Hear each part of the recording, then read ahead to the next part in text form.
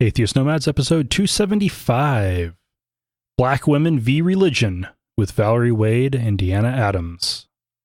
The podcast you're about to listen to includes cursing and talking about hoo-haws. Please be advised. Welcome to another episode of Atheist Nomads. I am Dustin, and in a little bit we will be talking with Valerie Wade and Deanna Adams, who wrote the Black Women in Christianity in the United States, a Historical Perspective. They did two parts. Valerie took care of part one, which is the colonial era through Jim Crow, and Deanna took care of civil rights movement to the present. And it's a really good discussion, especially in light of the recent news, which, of course, we have one of the worst possible news weeks when I've got an interview scheduled. So I do need to talk about these just a little bit. It is crazy to think where things have gone at this point. We've got, we had a bunch of pipe bombs getting mailed out to the media, liberal politicians, and Trump opponents. And the Trump supporter got arrested and is hopefully going to be going away for a long time. There was a racist asshole who tried to get into a black church, but the doors were locked. So he went to the nearby grocery store, found two black people, and killed them. Then we had a guy who thinks Trump is too liberal and controlled by the Jews. Now, that's pretty freaking crazy to be at that point. And he went into the Tree of Life Synagogue in Pittsburgh and open-fired, killing 11 elderly people there for a baby naming celebration on Shabbat. This is just, what the fuck? And this is all coming up right before the midterm elections. This is getting really crazy. We need to put a stop on this. And yeah, okay, the crazy right-wing nut jobs that are doing stuff like this, Democrats winning the House and not likely, but slim, tiny little bit of chance of getting the Senate isn't likely to fix that, but it would at least put some kind of a check on the president, because right now he's filled 2 seats in the Supreme Court, and the Congress is just kowtowing to whatever he wants, and we've got this crazy mix of right-wing kind of fascist bullshit going on, along with all the religious right wet dreams that Mike Pence is having, all happening. And this sucks. This is terrible. And the answer for now is Tuesday, November 6th, go and vote. I don't care what state you're in. I don't care if there's actually a chance that you might be able to tip the scales. You must vote, because if you don't, you have no voice. And even if you're in a place like Idaho, like we are, it still matters, because there's local elections and we can make a difference with those. And there's also just the fact that our Republican representatives in Congress are going to care a lot more if they actually know that we're here. If liberals in Idaho don't vote, then they don't need to listen to us at all. But if we vote, then we at least have a slim chance of getting at least a little bit of... Okay, there's the whole issue with money, but still, vote. Just vote. Now it's time for a break, and I know it's early, but I want to get the patron message in, and then we'll be right into the interview. Atheist Nomads is proudly brought to you by listeners just like you. You can find out how you can become a patron at patreon.com/atheistnomads. That's patreon.com/atheistnomads. All right, we are now joined by Valerie Wade and Deanna Adams. They wrote part 1 and 2 of Black Women in Christianity in the United States, a Historical Perspective, as part of the Women v. Religion book that Karen Garst recently put out. Part 1 covers the colonial era to Jim Crow, and part 2 covers civil rights movement to the present. These are fascinating topics, and the role of religion on Black women is one that does not get much attention in this culture. So this is I'm glad you're both willing to talk about this. Welcome to Atheist Nomads. Thank you for having us. Yes, definitely. Thank you. It's good to be here. All right, Valerie, could you tell us a little bit about your background? Sure. Well, my name is Valerie Wade. I'm a historian based in Houston, Texas. I came to this topic just sort of from a lifelong interaction with history and religion in my own family. I have a lot of preachers in my family, and I always sort of had issues with the way they engaged with gender. So, that's sort of a roundabout way of how I got to writing this article, thanks to the wonderful Deanna. I'm just really glad that she sort of put me onto this project. So I'm really excited. And then Deanna, could you tell us a little about yourself? Sure. So I am, I guess I like to put it this way. I was a lifelong Christian, and I left both the church and an abusive marriage on the same day. And so that started me on this path. And in Houston, I've been a part of different organizations such as Houston Black Nonbelievers when it was around, and Humanists of Houston.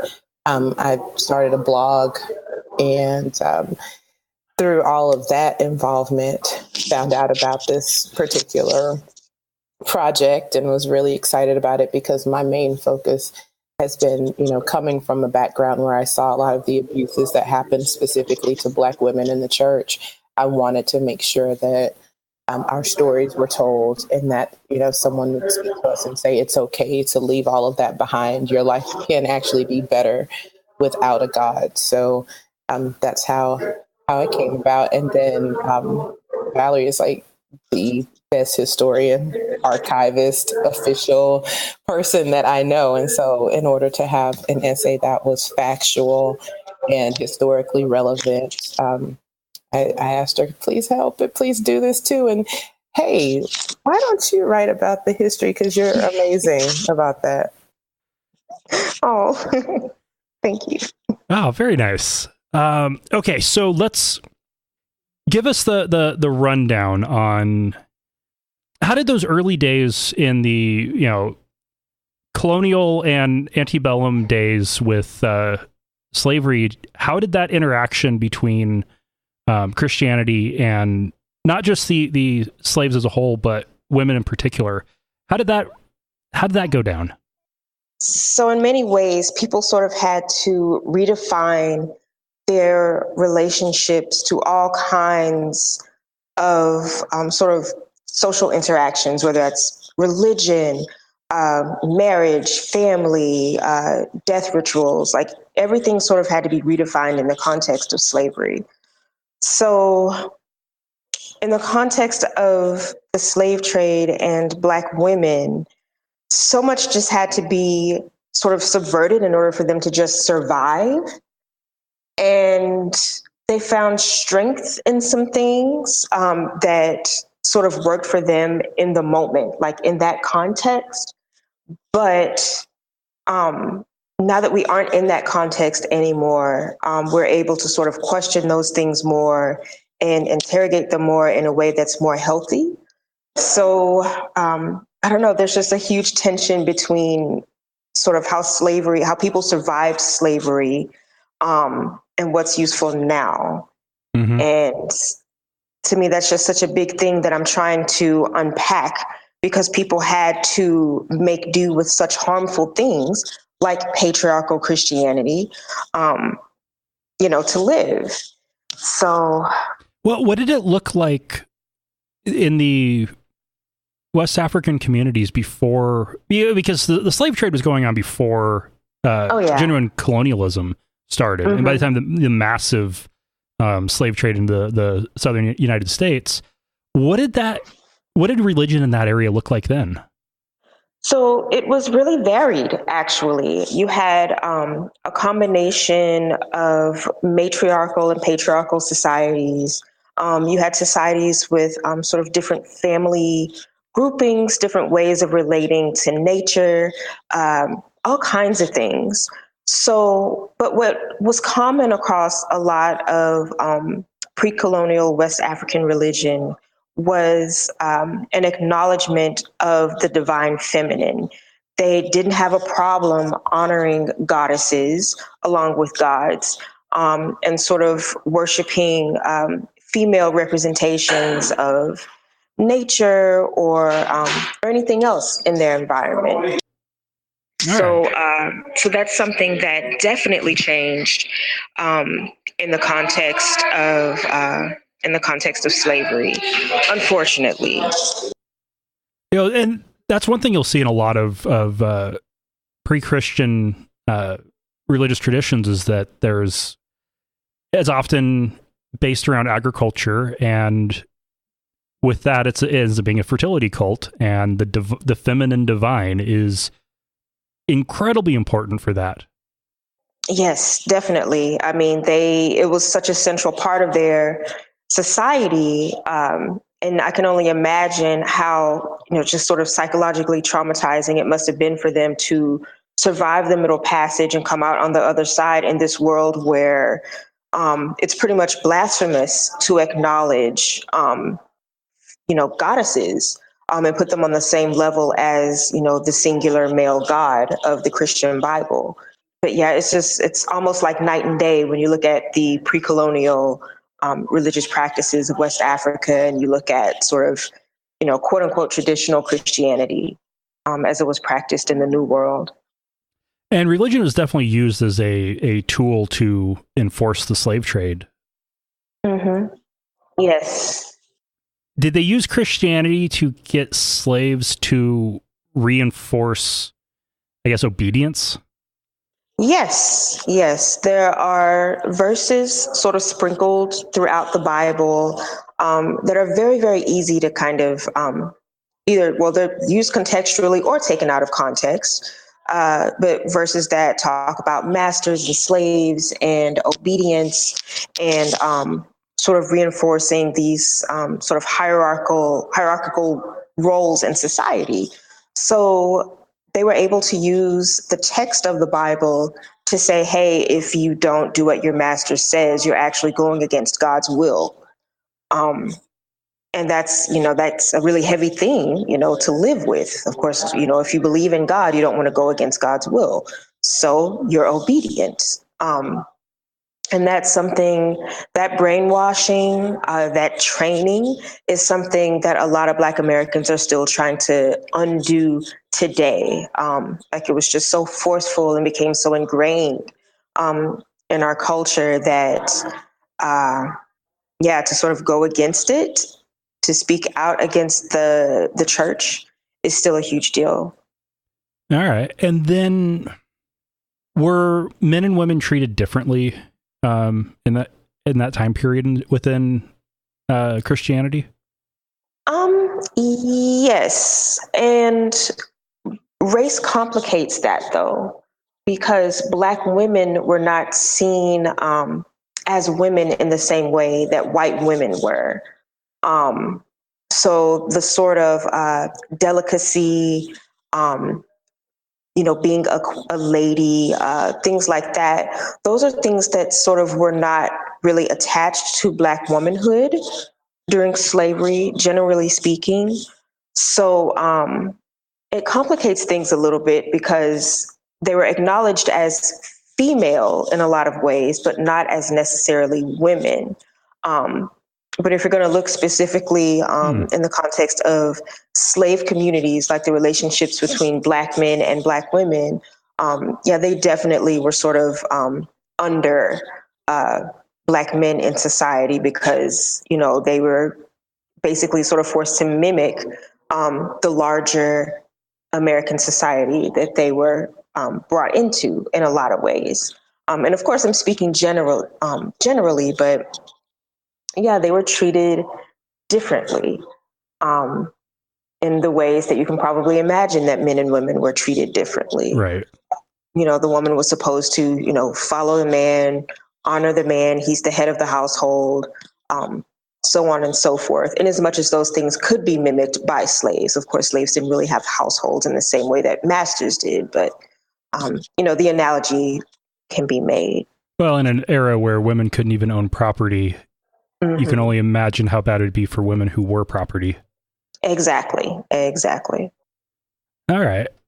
And did the end of slavery, how did the former slaves end up getting stuck with their master's religion? Oh, that is a good question, because we all, like to, ask ourselves, well, hey, end of slavery, you just sort of like do what you want to do. You're free. Why hold on to things that don't serve you, or why hold on to things that, that put you under someone else?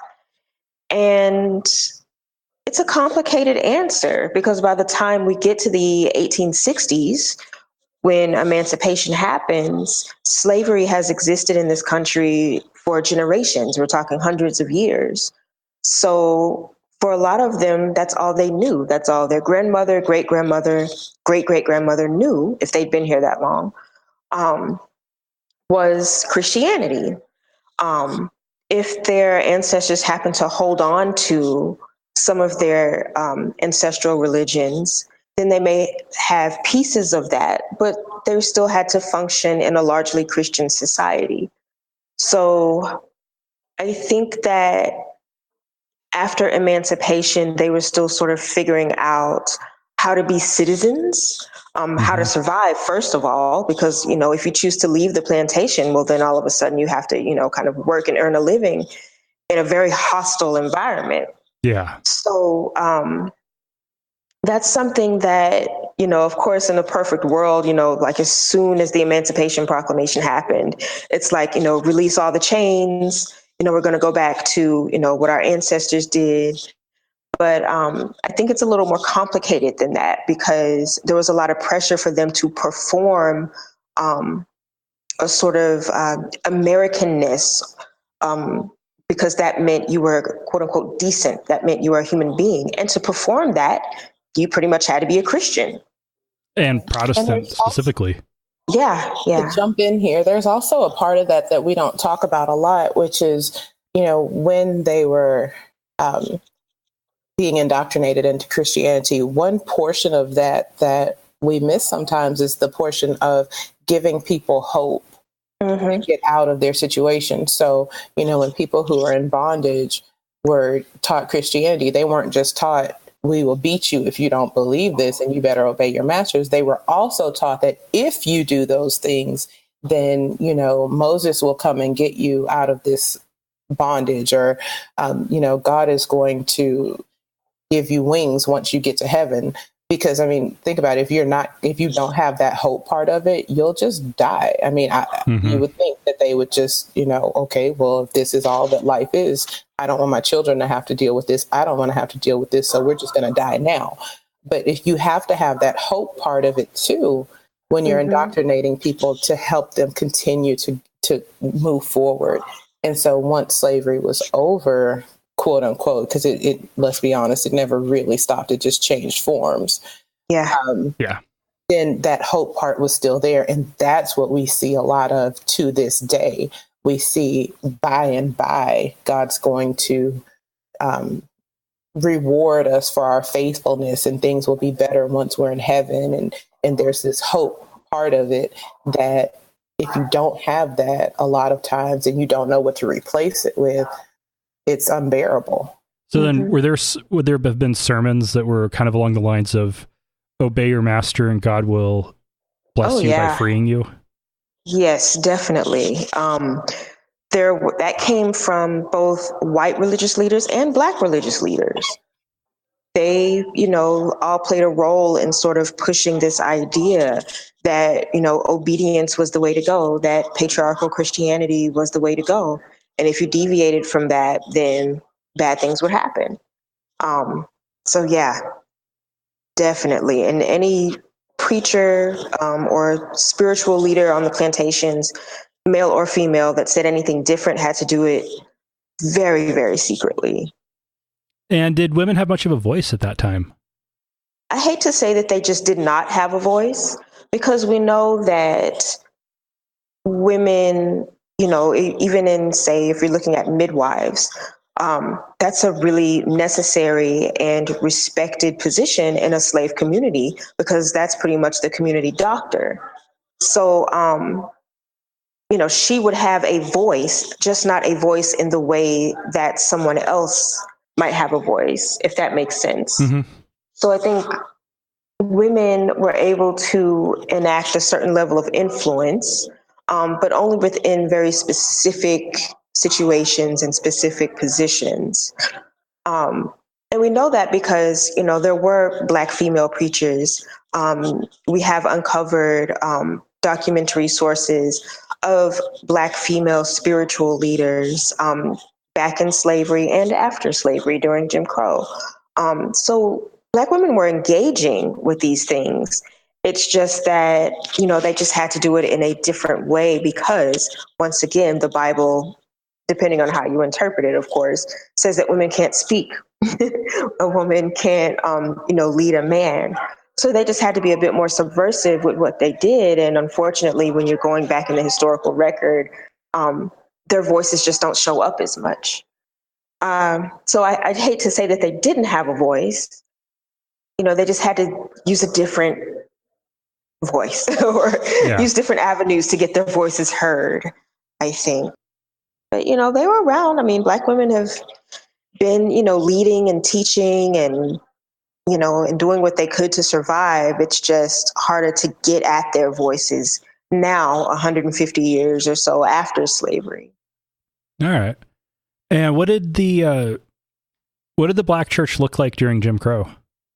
The Black church during Jim Crow was not only a church. It was the church, but it was also the schoolhouse. It was the community meeting place. It was where people went when they needed financial assistance. It was really sort of the center of a lot of Black American communities. Of course, you have the traditional little one-room wooden church. Some places may not have even had that. They may have just met under some trees or under a little shed or something, or in a barn. Other places with a little more money, had a brick structure. So physically, these spaces looked very different depending on the means of that particular community. But the power of the Black church during Jim Crow was just uniform across the board. Like, it was sort of the heart of the community. And that's why it was a target of so much violence. And that's why it was such that even if you weren't really, churchy, or if you didn't really believe everything that the preacher was saying, because it was so central in the community, you still went to church every Sunday. You still went to revival. You still got married in the church, because it was just that ingrained into the society of Black Americans during Jim Crow. Right. You weren't going to go to the Justice of the Peace. No. You're just going to go down to the church house like everyone else did, whether you really, believed in Jesus or not. That certainly wasn't something you were going to advertise to everyone, because, these communities were relatively small and tight-knit, for the most part. Even in urban areas, communities were still really sort of close together. So, yeah, you just sort of, did what you had to do to keep the heat off of you.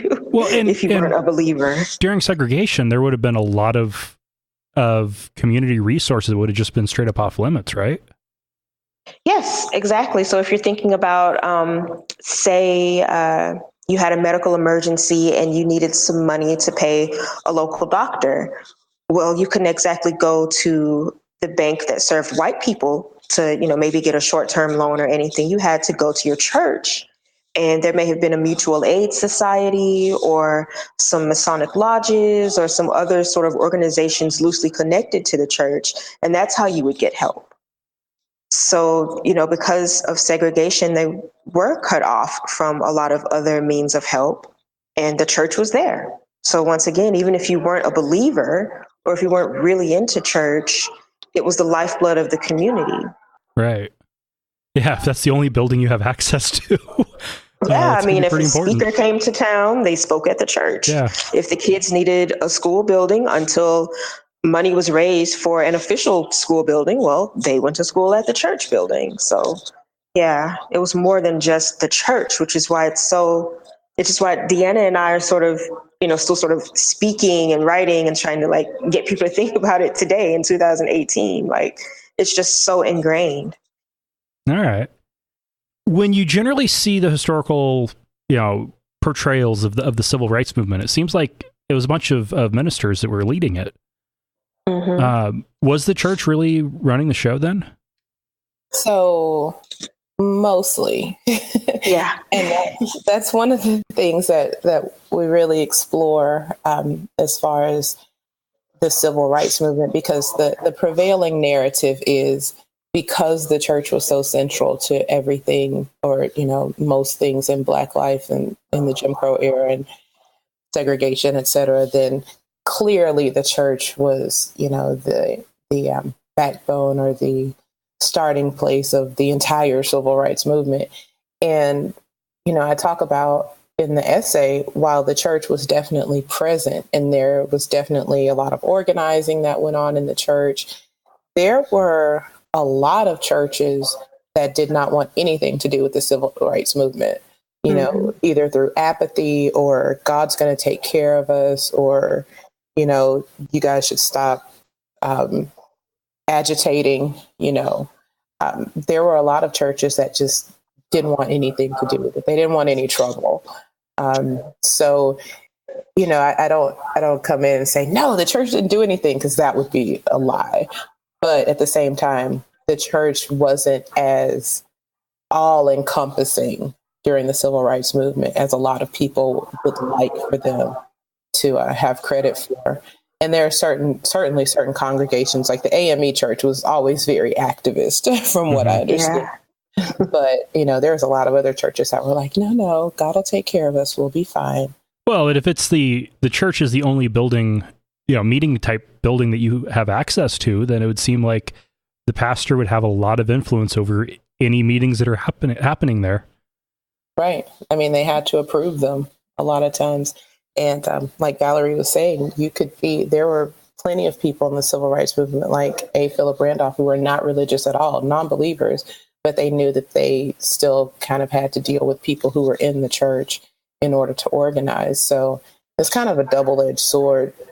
And the other part of that is Black women, especially when they were organizing through the church, a lot of times they were used as workhorses and the backbone, but never given that spotlight, if you will, of being the speakers and being the ones who are, credited with organizing. But many, many Black women in and out of the church were doing a lion's share of work, just without any of the credit.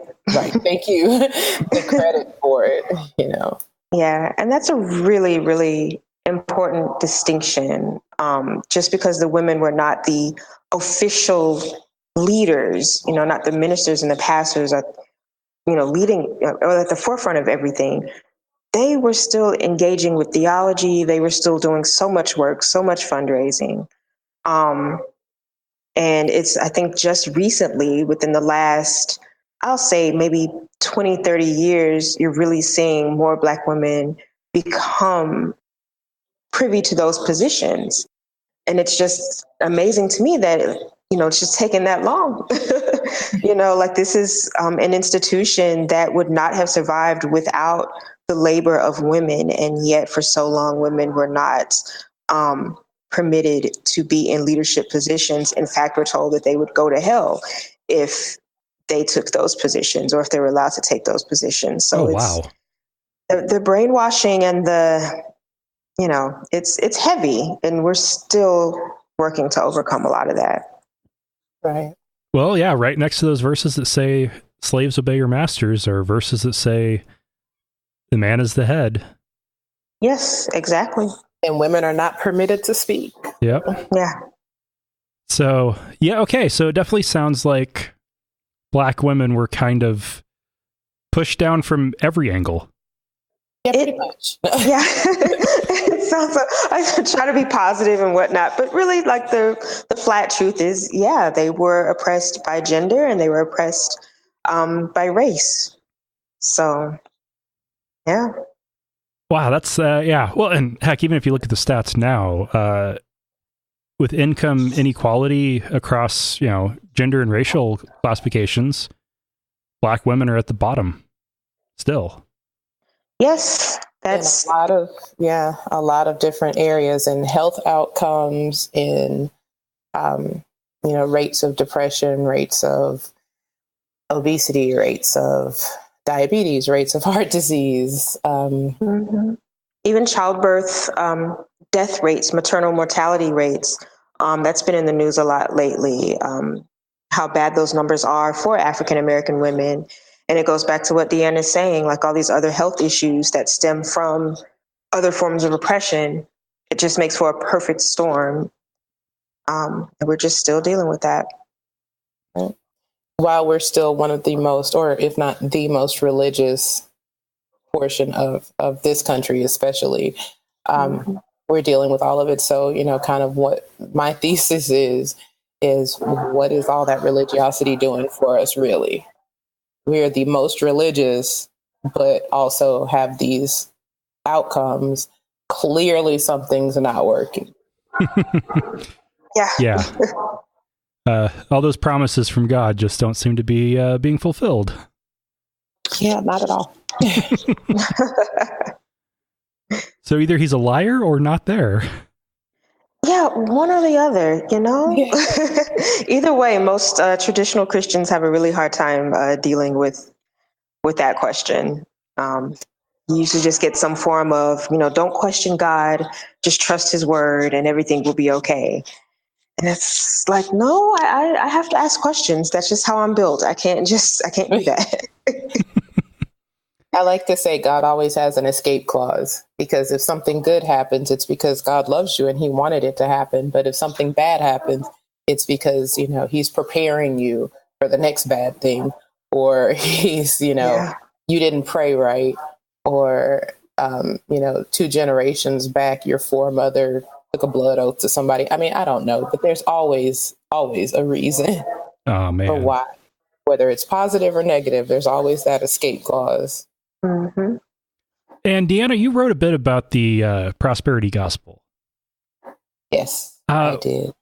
Where the hell did that come from? Capitalism. Oh. No, where did it come from? That's a really good question. Nobody's asked me that before. I just know that it showed up one day. So the prosperity gospel is something that, I think it's once we got past, quote unquote, past the civil rights movement, and, there was this whole, things are going to be better now. We've gotten equal rights, or we've gotten the right to, vote, and segregation's over. There was a time period around like the 80s, late 70s, early 80s, where people thought that things were getting better. And so at some point, somebody came up with the idea of, so these things are going well, let's figure out how to monetize this, or let's figure out how to do something with it. And through some weird, I don't know, universe went crazy, they came up with the prosperity gospel, where it was like, okay, if you want something, then plant a seed and sow it, and you'll get it. If you want that new house, you have to, tithe $300 and turn around 6 times, stomp on it and press it down. And then, 6 months from now, you'll be closing on your new house. And I mean, basically it all goes back to the same thing of hope. People needed hope. They needed, how can I get ahead in this society thing? We're not segregated anymore, but there's still redlining. There's still, I'm not getting the loans that I need to. I'm not getting what have you. And when a charlatan comes around and they peddle hope to people that don't have that, then they're easy prey a lot of the time. I spent 10 years in a church, non-denominational church, that was all about the prosperity gospel. And it is, looking, while you're in it, it's like, okay, I can do this. And you feel good about yourself because you feel like you have some control over your life and what's going on, and you have hope about, I'll be able to succeed. Basically, I'll be able to succeed. God wants me to have a house. God wants me to have a nice car. God wants me to have money in the bank. He doesn't want me broke, and he doesn't want me sick, and he doesn't want me all these other things. That's a hope. That's kind of like the next level, I guess, after you get the right to vote. It's like, okay, he wants us to do better. And so people are very ripe for that during that time. And again, Black women are the ones that are the most harmed by this gospel, because they're the ones who are in these churches, like 50 to 60 to 70% of these congregations are women, whether they're married women or female-led households or single women looking for a husband. And that's a whole other topic. But well, and that's true across all of Christianity. On any given Sunday, 70% of the people in the pew are women.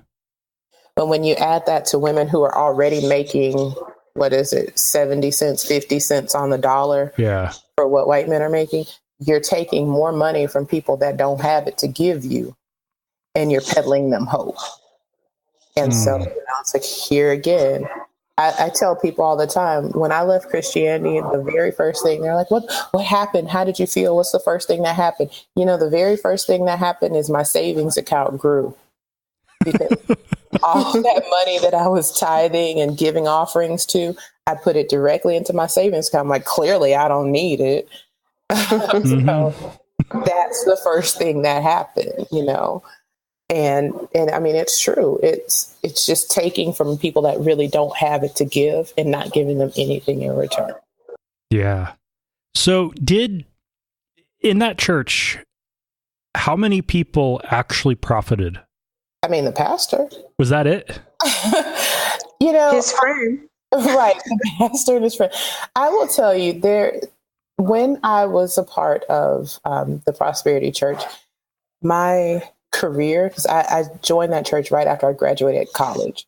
So, and that's another thing that we talk about. Black women as a group are one of the most educated groups of, the population, even though it doesn't correlate a lot of times to earnings potential. But we go to college. We, get those degrees. We really believe in education. And so when I joined that church, I was already a college graduate and, starting my career and everything. So while I was there, my career and everything, that was fine. I purchased a couple of houses during that time, but my social life was a mess. I mean, like 2 divorces, mess, abusive marriage, mess, because so focused on this one thing. And it's like, you meet so many people that are really, really working hard and really doing what they need to do to be successful in that way, like in the kind of capitalistic sense, but they won't give themselves the credit for that. And so, when I bought my first house, it's like, oh, that's awesome. And I'm like, oh no, God did it.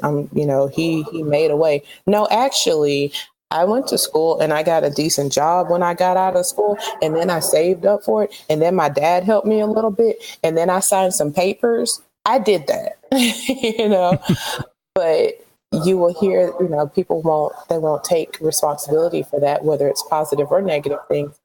And so it gets really convoluted, if that makes sense at all. I feel like I'm rambling, but I can't say that, no, I didn't make any money or I didn't do anything. That was a horrible thing. No, it was fine. But it was because I was also doing what I needed to do while I was there at that church. Right. I would just never take the credit for it. But the pastor did great. Oh, yeah. The pastor had like limousines bringing him to the church on Sundays. And I'll tell you another thing. I was at that church for 10 years and I was in the drama ministry, and I was very involved in that church. I never once had a conversation with that pastor. Never once. They had like their alms bearers or what have you. They had security details. They didn't reach out to the people and help the people directly. if you needed something, like Valerie was saying earlier about how the church was where you would go to get help, these prosperity churches, they don't do that the way that the No. church is used to.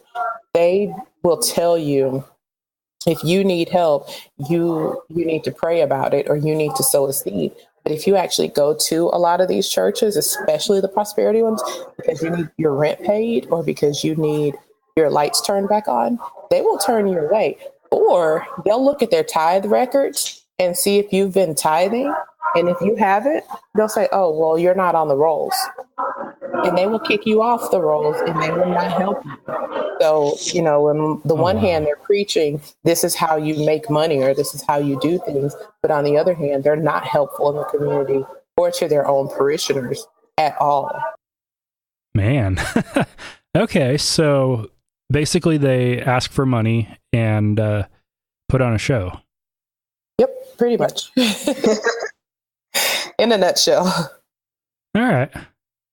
And I visited in college. I was a theology major, and for the church worship class, we went to Seattle to visit two different Black churches. One was Adventist, the other one was Baptist.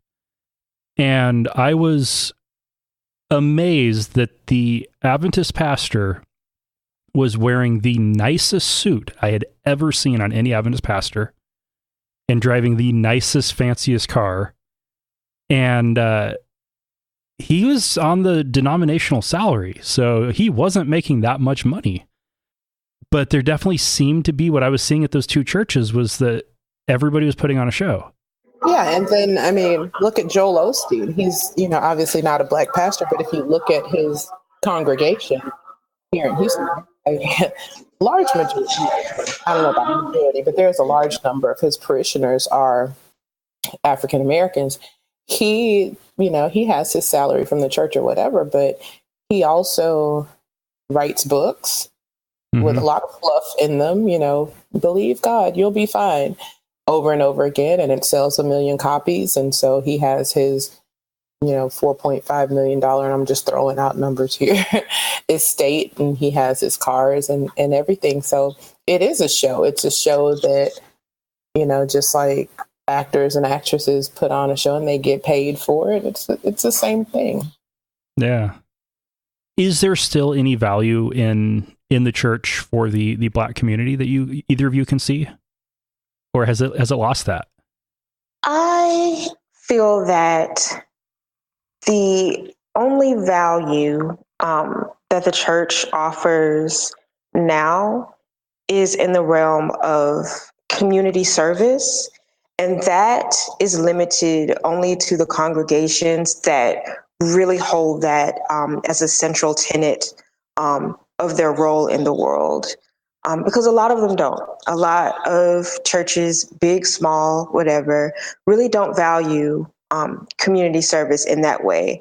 They're constantly taking up collections and donations and tithes for themselves, to keep themselves operational, and for the never-ending building fund for the building that never gets built, and for the pastor's, anniversary fund, so that he can get nice new things while people in the congregation are still, they might be needy. And I don't want to say that all churches are like that. There are some churches who really do value community service and sort of they serve as a resource for the communities that they are in. And I don't begrudge them that. Outside of that, though, I'm not sure. I know that people find joy in their church attendance. It's something that they enjoy doing, but I'm not sure that it is useful in any real way. I think that really depends on the person, how they use their faith in their day-to-day life. But as far as the church as an institution, that's really about it for me, and that's kind of limited, in my opinion. So it's not the center of the community like it was 60 years ago. I think if you are in a smaller town, then yes, that's still the case. I grew up in a small town, and churches were still pretty central to a lot of things. I think if you're in a bigger place like Houston, less so. It's easier to be atheist in Houston, Texas, than it is, in a rural area. But I don't think it has that same central position that it did several decades ago, generally speaking. We have the internet now. And Valerie is definitely more charitable than I am on this question. Although I have softened a little bit after working in hurricane recovery, because when you're trying to help someone who has gone through devastation and the only thing they can tell you is, well, God's going to see me through it, and you're standing there like a human being in front of them with hands that's actually helping them.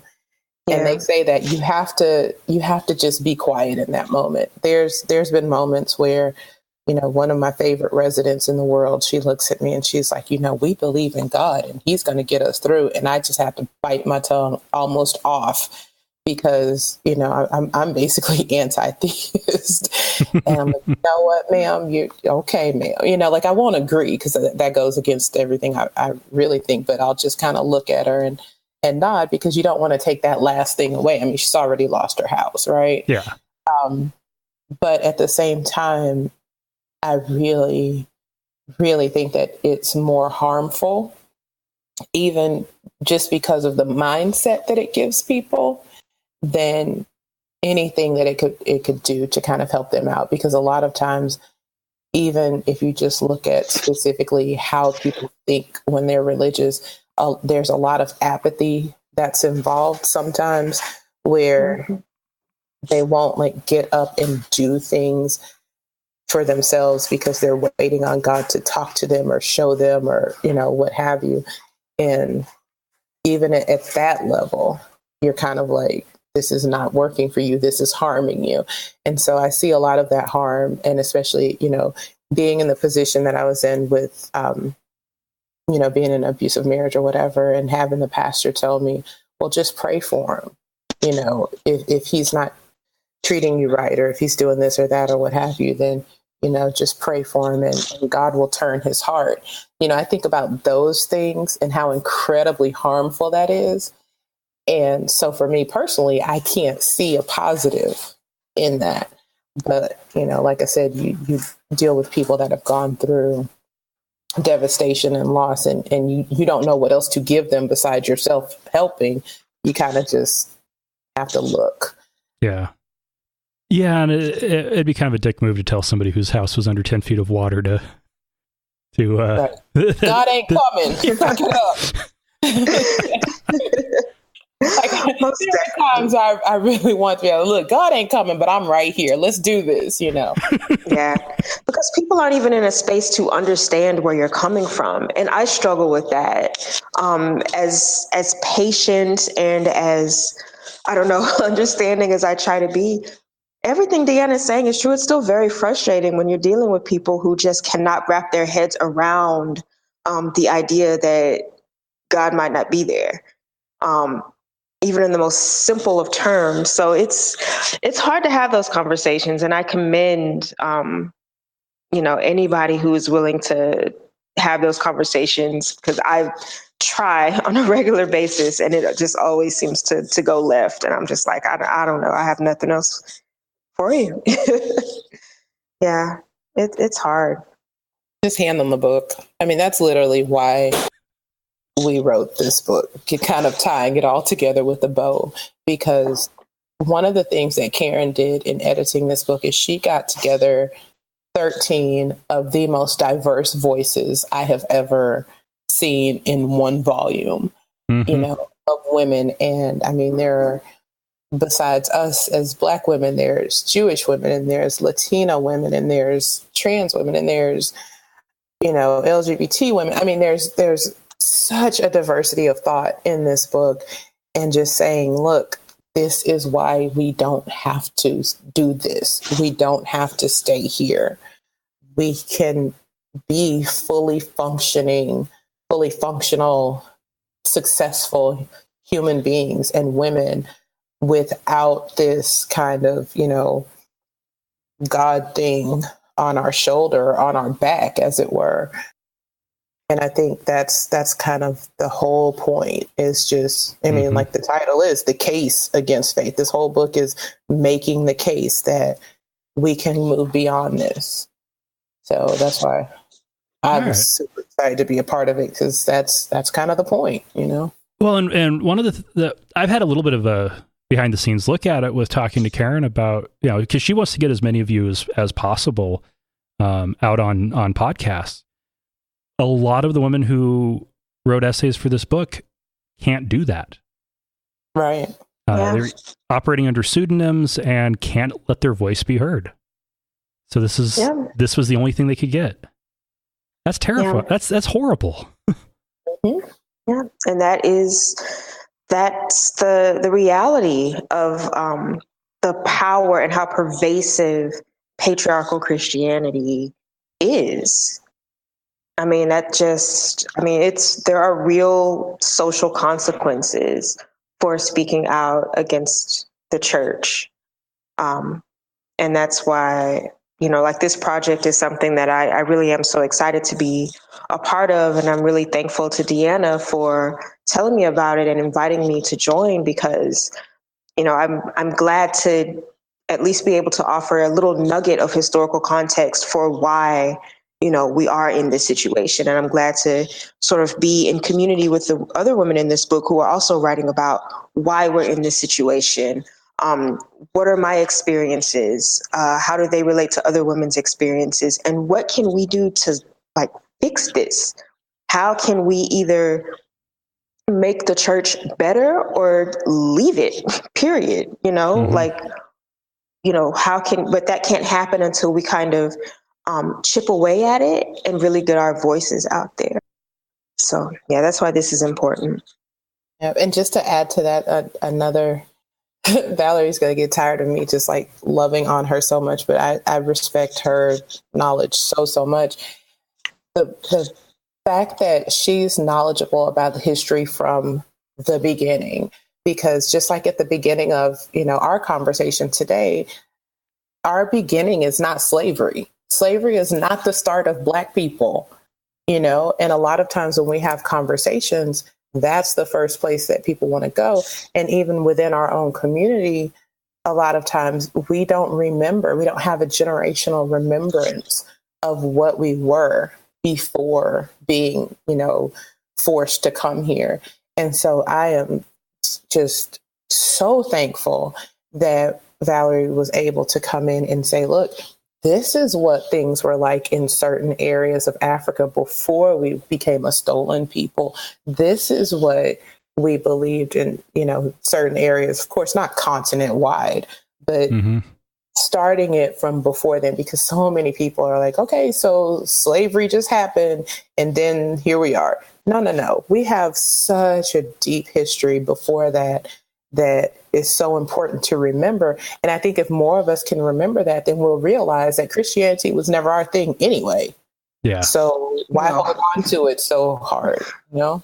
No, but even if you look at in the with some of the practices with slavery, none of that was an accident. They intentionally took people from as many different tribes and religions as possible, from as many different languages as possible, and put them together so they couldn't coordinate. Right. Exactly. Use the situation.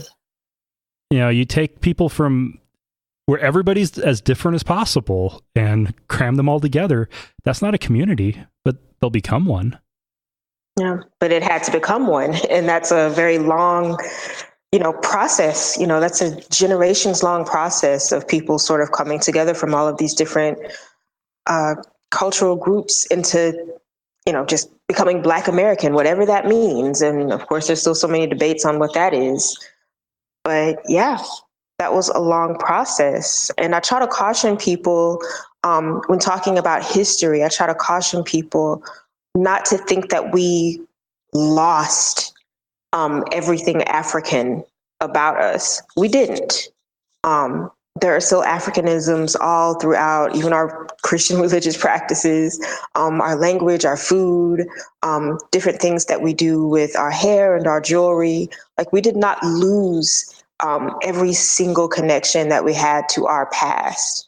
Our ancestors, I'll say, did the best that, I think they could given the situation. But it's our job, now that we can do better, it's our job to reach back and try to recover some of the things that they couldn't teach us, because they were threatened with death and dismemberment. Slavery was very, very violent. So it's our job to kind of like go back and pick up those pieces and give honor to those pieces, and try to move forward in a better way. We don't have to keep doing the same stuff that our great-great-grandmothers did, because they were just in a different situation. It doesn't mean that they were stupid. It doesn't mean that they were bad. It just means that it is what it is. So that's something I really try to caution, just try to say, like, there's a lot going on here historically. All right. And to completely change gears right at the end, what are your perspectives on the atheist community? I think I can start on that one, because I've had lots of experience within this community. It's funny. I was on a panel in Houston a couple weeks ago about women in the atheist community, and one of the questions was, do you think the atheist community has this kind of like halo effect where people believe that because they don't believe in God, they're, more intelligent and they're less racist and less what have you? And, after the other two panelists spoke, I kind of laughed and I said, yeah, the only people that have this halo effect on atheism are white men, because the atheist community is extremely toxic for anyone who is not a white man, and I've been in places where there's been blatant misogyny, kind of happening. And I've heard stories from other women that have been in places and have seen similar things. I myself have been, borderline stalked and harassed, but definitely harassed in this community. It can be extremely toxic, but the thing that makes it more so sometimes is because the people who think they're post-racial or they're post-feminist or they're post-whatever, because they're beyond it, but they a lot of times perpetuate it even worse. Like, for example, there's some people in the atheist community who believe that, it's not racist to say that, scientifically speaking, there's been studies to say that, Black people are less intelligent. And you're like, no, that's still racist, first of all. And secondly, that's bad science. It's not even a real, kind of thing. But because they think it's scientific, or because they're not attaching it to the God belief, they think that they're, better. And that's what I mean when I say that it can be incredibly toxic. They just use a different path to their racism, or they use a different path to their misogyny. But I think until the atheist community is able to really come to terms with that and deal with it, especially from leadership, it's going to continue, on that path. And then the other thing that I say all the time is it's easy to be atheist. I mean, that's just easy. I don't think there's a God. Boom, I'm atheist. But to me, if you're not attaching humanism to your atheism, then, what are you doing? Once you realize that nobody else is going to come and save us, it's on us to save each other. It's on us to help each other. So if I meet people who are like, oh, I'm atheist, but I'm not humanist, I don't care about other people, then I'm like, okay, well, you can go to hell too. I don't deal with that. If you know that nobody else is going to come help us, and you see your neighbor down the street with 10 feet of water in their house, you go help them. So those are my two perspectives on the atheist community. Yeah, I can definitely say as a white man that the misogyny, when that started to become obvious to white men in the atheist community in like 2013, 2014, it was disappointing, but not surprising. And when blatant racism was becoming a lot more obvious, 2015, 2016, again, it was disappointing, but I wouldn't say it was surprising. Yeah, definitely disappointing. Yeah, I had a professor in college who was Jamaican, and he loved teaching at 8 o'clock in the morning because that's when he was the most energetic and his students were all the most tired. And it was an ethics class, and he walked in one morning and he looked at all of us and said, "You're all racist." And we were all shocked. And he spent the next 50 minutes explaining to us how even if you, as good as you think you are, you have biases there. And if you aren't actively trying to fight them, they're going to make you do and say shitty things and treat people poorly. Yep. Yeah. I agree. And it sucks that that's the way things are. It's very unfortunate. I posted once on my Facebook this kind of list of things that somebody went back and found yesterday. But one of the things I said was, yes, all white people, and you should work on that. Yeah. Oh, man. Yeah. In so many different ways. Yeah, it's like, take it as you will. Even like just with gentrification, the reasons for it is because, the white people moving into traditionally black neighborhoods can't afford to live in the middle-class white neighborhoods anymore. That sucks. That also means that those people who can't afford to live in those traditionally black neighborhoods have nowhere to go. Yep. And it's a little different here in Houston because what's happening is they're gentrifying parts of the city that are, they used to be inner city. They used to be like closer to downtown. And so now, of course, with gentrification everywhere, the rents are going up, but it's like skyrocketing in those areas. So it would actually be cheaper for the white people who are gentrifying parts of Houston to live in the suburbs. They just want to live closer to downtown and they want to be able to walk to the bar around the corner. Well, it's more they want to be able to walk home from the bar. Right. Yeah. And so they're building these like $1 million townhomes in areas that, are right next to a 2-bedroom, bungalow or something, and pricing people out and, changing areas that, used to be Fourth Ward with brick streets that, when I was a child, I walked down those streets and they were shotgun houses. Well, now I go down there and again, there's, $1 million townhomes on those same streets.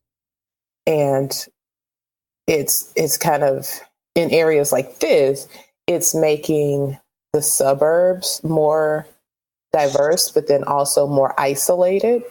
And so you have to go out to the suburbs to be able to afford a house or to be able to afford, some space, but then you're stuck without transportation. And so, there's a whole lot of issues that come with that as well. All of that. Right. There's so many layers. Sometimes you're like, okay, should I just stop this thought here? Because Yeah, I agree 100%. The sort of layers of discrimination and whatnot, even just in housing in Houston, speaks to this history of slavery and, all this other stuff that we're talking about. Like, we're still dealing with this. People are still out here struggling just for food and housing. And above all of that is this sort of flawed religious culture that just isn't helping. It's not really empowering people the way they need to be empowered, or, really giving people the mental and emotional tools they need to deal with a lot of this stuff. And so people they get tired, they get apathetic. And I don't even know where to start with, with all of that. Like, it's very layered, very complicated. Yeah. And obviously it doesn't help when, in an area like Houston, when a massive hurricane comes in, and I'm sure it's the poorer neighborhoods that are hurt the hardest. Yeah, well, Harvey was interesting in that a lot of more wealthy neighborhoods got hit, And for instance, Third Ward, which is a historically Black neighborhood in Houston, actually came out relatively okay as far as the flooding went. Now, there was a lot of house damage, but just as far as just blocks and blocks, with like 8 feet of water, no, that happened out in the burbs. And Northeast Houston too. Yes, Northeast Houston. I apologize. And so there's this weird dynamic where, like, these people, as Deanna was saying earlier, their houses got destroyed, but many of them, I won't say all, many of them could afford to rebuild. Whereas those communities where, they couldn't afford to rebuild, maybe they didn't have, this catastrophic level of flooding, but they still had maybe 2 feet of water, and that leads to mold, and they still need to redo their drywall, and they still need to redo their carpet and get new furniture. There's still so many hurdles that people are still dealing with a year later. I don't know. I don't even know where I was going with that. Just like the ways that people deal with these catastrophes, it all sort of goes back to like race and income and class and all of that. Like the way we perceive disaster, and the way people thought about, oh, well, this neighborhood should have flooded. My neighborhood flooded. Well, I don't understand why their neighborhood didn't flood. Because there's a sort of entitlement that comes with living in the suburbs of Houston. Mm-hmm. And it's closely tied to race and class. Yeah, I don't know. That's a whole other... When some of it could even just come down to what's the relative elevation and how's the drainage set up? Yeah, and I mean, that's a part of it too, because for example, the Northeast Houston neighborhood that I was talking about earlier that we worked really closely with, that is a predominantly Black and Latina neighborhood. And those houses are right along a bayou. It's Hall's Bayou. And they're 30 to 40 years old. A lot of the hurdles that we went through and are still going through with those houses are even tied to things like they couldn't get FEMA money because of deed issues. There was a tropical storm back in 2001 that flooded that neighborhood as well, and some other parts of Houston. And sometimes the parents got FEMA assistance from that tropical storm, Allison, and then the parents died between then and now. And so the kids had the house, but then you don't have that kind of generational education of now you go and you get the deed put in your name once your parents die. It's just go live in the house because it's your parents' house. And so then Harvey comes along, and this house that they've been living in for 10 years or so isn't in their name officially, so they can't get FEMA funding. I mean, there are so many hurdles. And a lot of these hurdles were because it goes back to redlining, or it goes back to this is the only neighborhood that Black people were able to buy houses in the 1960s.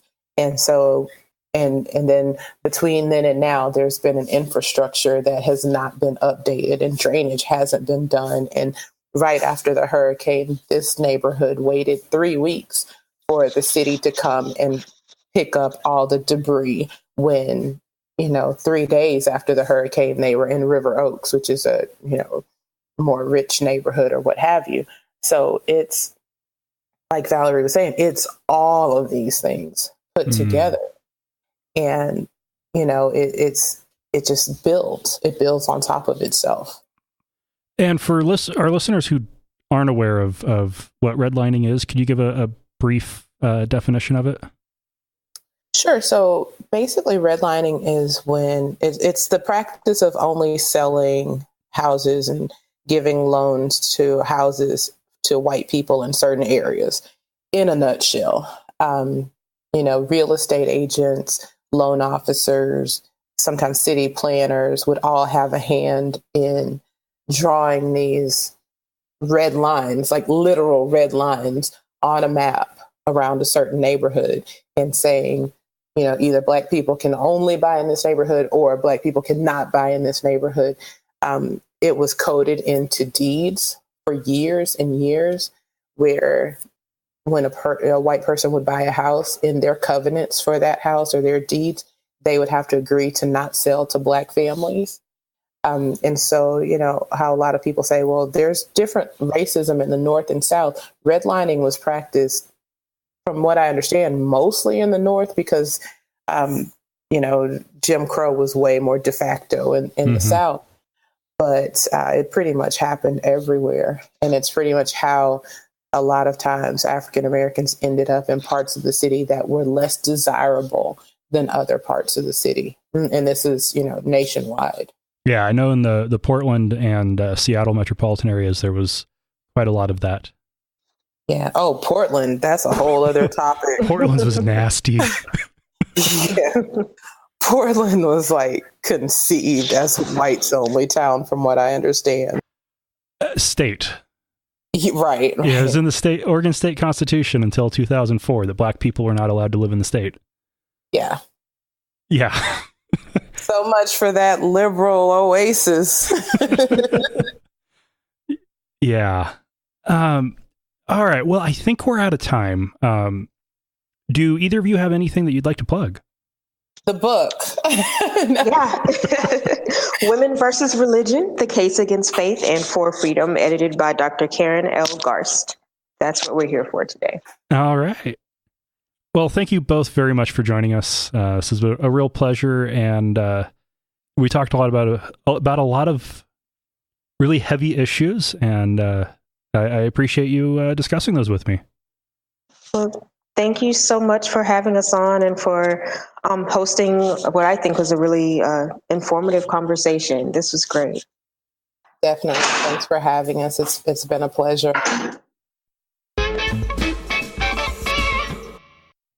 I hope you all enjoyed the interview. I definitely really enjoyed this one. And just remember that Tuesday, November 6th is Election Day. Get out there and vote. And we need to fight the racism and anti-Semitism and rise of fascism and just this horrible mess that our country has, the misogyny. We have to fight all of this. We have to fight the religious right.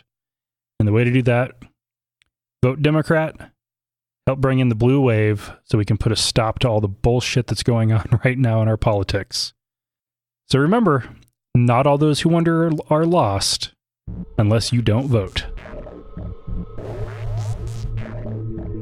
Thank you for listening to another episode of Atheist Nomads. You can find show notes and contact information at atheistnomads.com.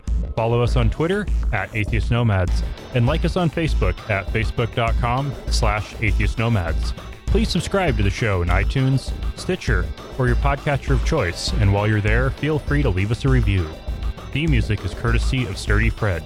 Until next time, this has been the Atheist Nomads.